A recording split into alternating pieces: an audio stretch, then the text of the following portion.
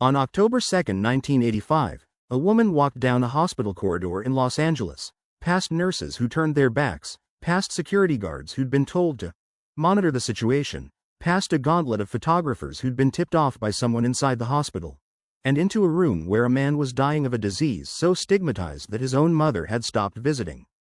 The woman was Elizabeth Taylor. The man was Rock Hudson. And what happened when she closed that door behind her would end careers, ignite a political firestorm, and eventually save millions of lives. Inside that room, Rock Hudson weighed 97 pounds and couldn't speak above a whisper. The virus ravaging his body was so feared that hospital staff wore double gloves and face shields just to bring him food. His agent had refused to visit. His co-stars from 43 films stayed away. Studio executives who'd made $300 million off his face wouldn't return his calls. Taylor sat down, took his hand, and refused to let go. Before we go further into this story, I need you to understand something.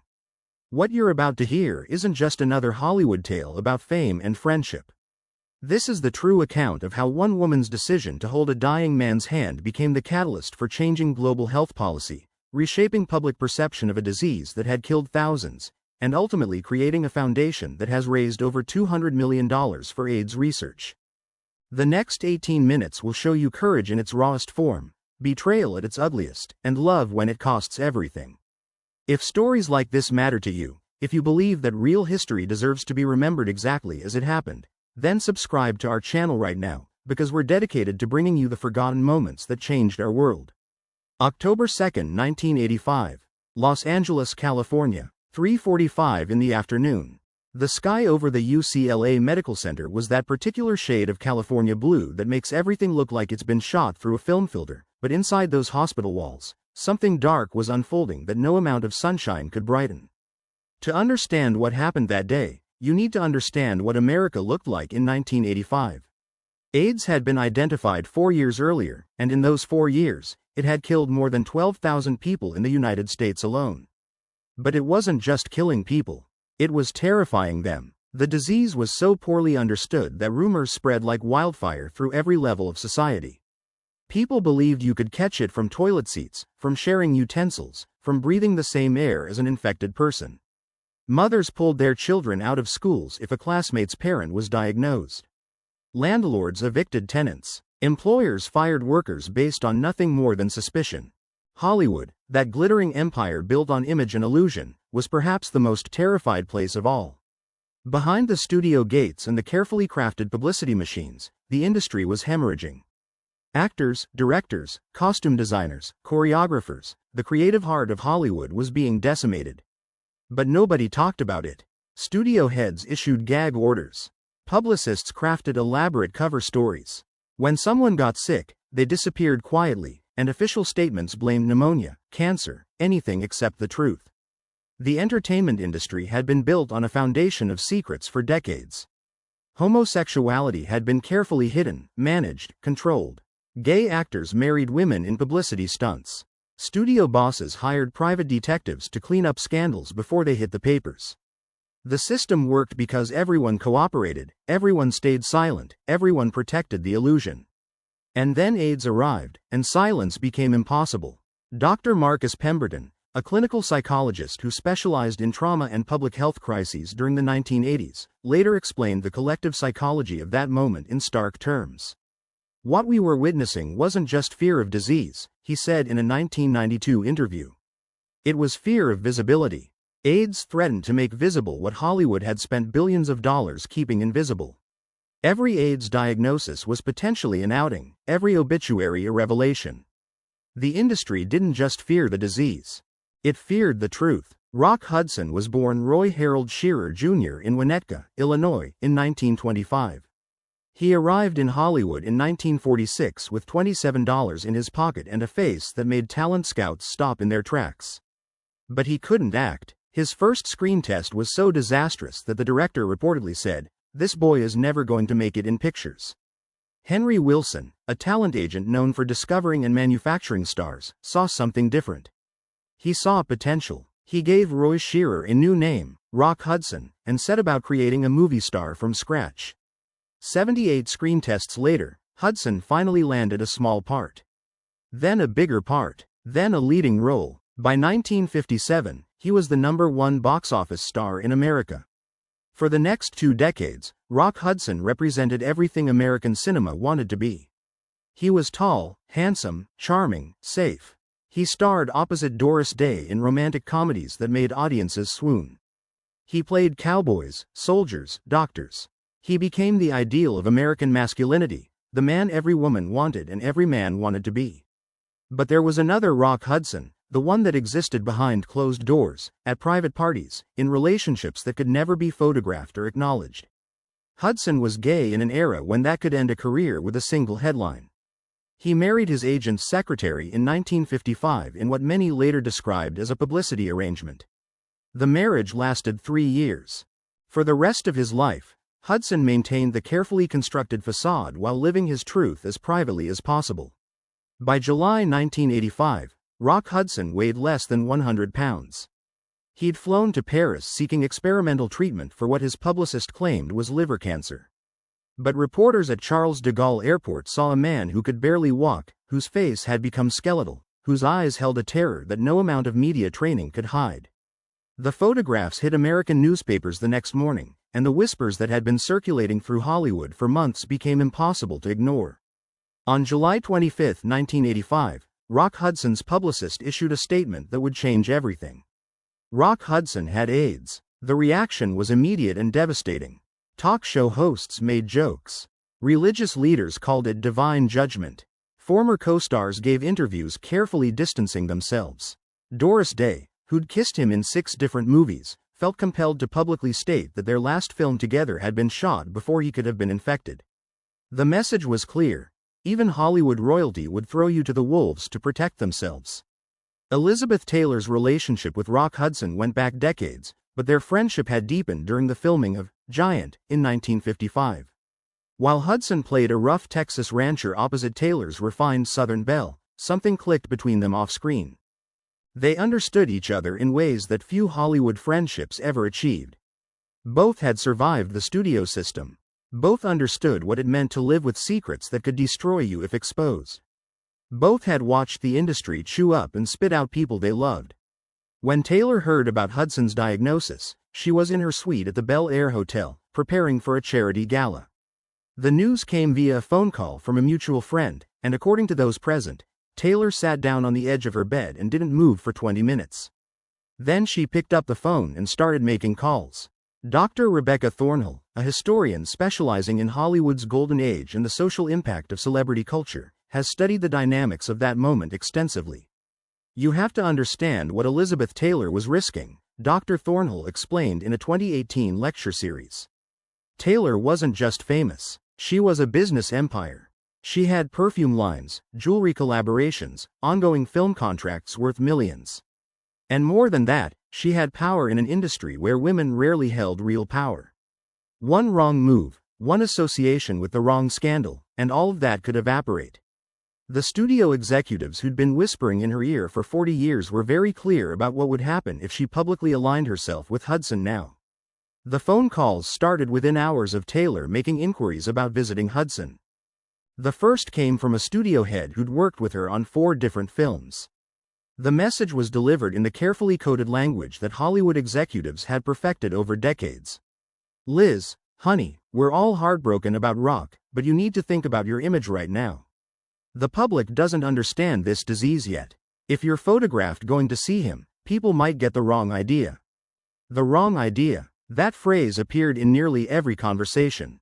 What they meant was that the public might think she was too close to the gay community, that she might be infected herself, that she was choosing sympathy over survival. The subtext was even darker, that she was choosing morality over money, compassion over career, and in Hollywood, those choices had consequences. Her publicist resigned, simply resigned, via a faxed letter that arrived at her hotel at 11 o'clock at night. The letter was brief and professional, but the meaning was unmistakable. I can no longer in good conscience represent someone who insists on career suicide. Her business manager scheduled an emergency meeting. He brought charts, projections, market research data. If you visit Rock Hudson publicly, he told her, we estimate you'll lose somewhere between 40 and 60% of your commercial endorsement value within the next fiscal quarter. Your perfume line has already received calls from distributors asking if the rumors are true. Elizabeth, I'm begging you to think about this rationally. But perhaps the most painful call came from someone who'd been both a colleague and a friend for more than 30 years.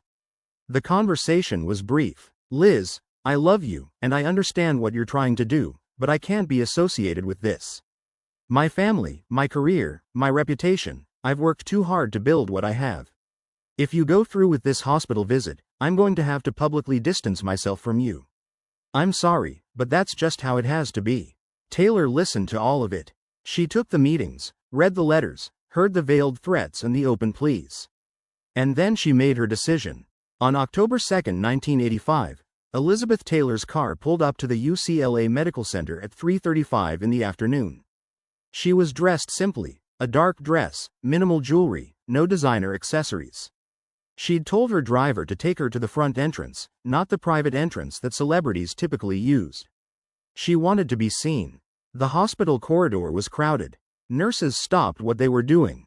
Orderlies turned to stare. Someone had tipped off photographers, and they were positioned at strategic points, cameras ready. Taylor walked past all of them without acknowledging their presence, her focus entirely on the room at the end of the hall where Rock Hudson lay dying. The security guard outside Hudson's door had been given specific instructions. Monitor the situation. Those were the exact words his supervisor had used. Monitor who came in, how long they stayed, what happened. But when Elizabeth Taylor approached, he stepped aside without a word. What happened inside that room over the next 43 minutes would later become the subject of intense speculation, investigation, and ultimately, inspiration for millions. But the facts are these. Elizabeth Taylor walked into a room where Rock Hudson weighed 97 pounds and could barely speak. The virus attacking his body had ravaged him so completely that he was almost unrecognizable from the leading man who'd charmed audiences for 3 decades. His skin had the translucent quality that comes with severe wasting. His eyes, once so confident and bright on screen, held a mixture of fear, gratitude, and shame. Taylor pulled a chair close to his bed, sat down, and took his hand. Not with gloves, not with visible hesitation. She took his hand the way you take the hand of someone you love who is dying, and she refused to let go. Dr. Stephen Brightwell, an infectious disease specialist who worked at UCLA Medical Center during the AIDS crisis and later became an advocate for patient dignity in terminal care, remembered that day with crystal clarity when interviewed in 2003. The nursing staff was terrified, he recalled. We didn't fully understand transmission yet. There were theories, there was emerging research, but fear was still the dominant emotion. And then Elizabeth Taylor, one of the most famous women in the world, walked into that isolation room and held his hand like it was the most natural thing in the world.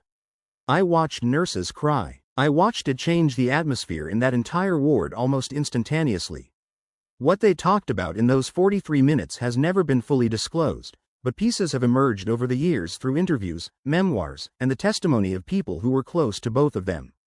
They talked about Giant, about the blazing Texas heat during filming and how James Dean had made them both laugh until their sides hurt. They talked about the absurdity of Hollywood, the way the industry had created them, used them, and now was abandoning one while pressuring the other to do the same. At one point, Hudson tried to apologize. The exact words were lost, his voice too weak to project, but Taylor understood. He was apologizing for being sick, for being gay, for putting her in this position, for existing in a way that made her choice to be there a sacrifice. Taylor leaned closer, and according to the account she gave years later to a close friend, she said something that Rock Hudson had probably needed to hear for months. You have nothing to apologize for. Not to me, not to anyone. You are my friend, and I am here because I love you, and that is the end of the discussion. Rock Hudson died on October 2, 1985, at 9 a.m. Wait, that's not quite right. Hudson actually died on October 2 in the very early morning hours. The official time was recorded as 9 minutes after 9 a.m. Taylor had left the hospital the previous evening but returned before dawn when she received the call that his condition had deteriorated significantly. She was there when he took his last breath. The funeral was small, private, carefully controlled. But Taylor insisted on speaking. Her eulogy was brief but carried the weight of every ounce of moral authority she possessed. Rock Hudson was my friend, she said, her voice steady despite tears streaming down her face. He was a good man, a talented actor, and a human being who deserved better than the cruelty and fear that marked his final months.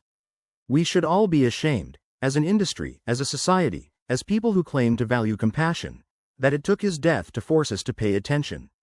The words landed like bombs. Several attendees walked out, others refused to speak to her afterward. The Los Angeles Times ran the eulogy word for word the next morning, and by noon, Taylor had received death threats, hate mail, and been dropped from 2 upcoming film projects. She'd lost millions of dollars, damaged relationships that could never be repaired, and made enemies who would spend years trying to destroy what remained of her career.